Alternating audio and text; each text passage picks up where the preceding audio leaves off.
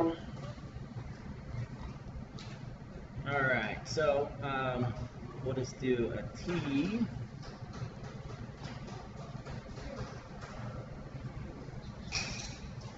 Okay, and we'll give it, let's see, 80 there. We'll make this 20 and 20. We'll make this 30, and we'll make this one here 100. I think I got all that right this time.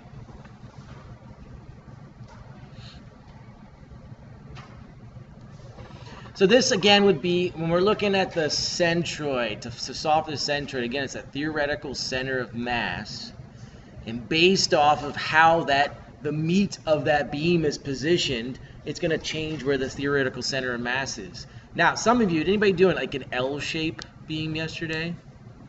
Somebody, maybe? No? Okay. An L-shaped beam, what's interesting about that, or like a U or a box beam, is the centroid doesn't fall on the beam. It falls off the beam where the center of mass would be. Okay. So T's and I's, and they're typically going to be on the member. Okay. All right. So first thing we need to do here is what? Go for it.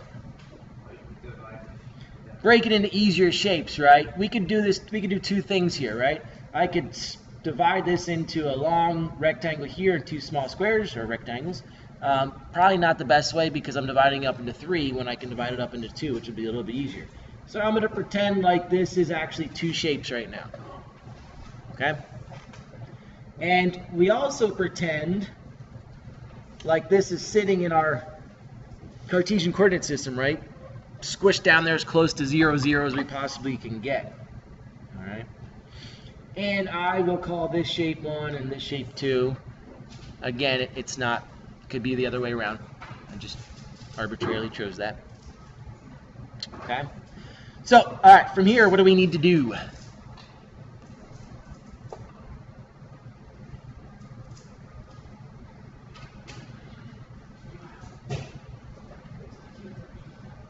Okay, one of the things we need to solve for is the Y location for our centroid for each of these shapes if they were individual.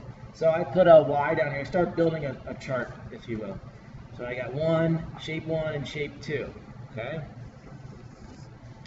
So for shape 1, where would the center of that be, of that rectangle be, if we're looking just in the Y direction? How far up would it be? This is the height here for this piece. Yeah, it'd be 50, right? Now, do we add anything to that? No, we don't. Why don't we add anything to it? It's sitting on the reference line, right? So the distance from the bottom of that shape to the reference line is 0. So we just take half the shape. So for the shape 1, our Y location is 50. Okay? So for shape 2, this is what I would recommend doing. I'd add the distance from the reference line to the bottom of the shape, and then add half the height of that shape. So what do we get for our centroid location for shape 2? 115, right? So we added the reference line up, and then half of that shape. So we got 100 plus half of 30 is 115. All right, so we found our Y location for each of the shapes. What's next? Area. Okay? And hopefully this isn't too bad. See how our quick math goes. What is the area for shape 1?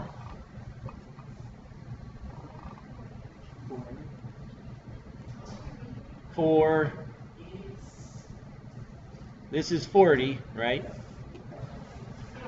4,000, right? So you did 1 times 4, add 3 zeros, 4,000.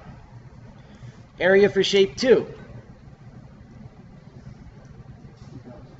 2,400, right? 80 times 30, we get 2,400.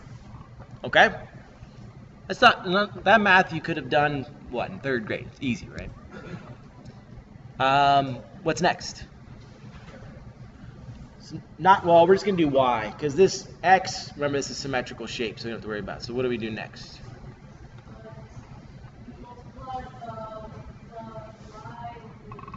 Y times A, right?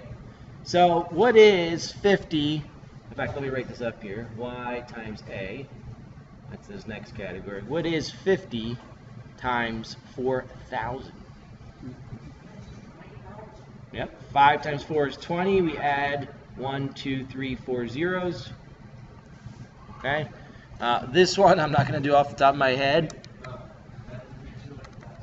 115 times 2,400, right? Yeah, 276,000. 276,123. I missed a zero, sorry. There you go. 200,000. 20 and then add 4 zeros. That's correct. Yep. Okay, so we multiplied across. Now what? We have to sum them, right? Because if we look at that formula again, the formula was the sum of our yi times ai's divided by the sum of our areas. Okay? So we need to sum these. So we need to sum the area and we need to sum our y times a's. Okay? So check my math again here. 4,000 plus 2,400 is 6,400, right? 200,000 plus 276,000 is?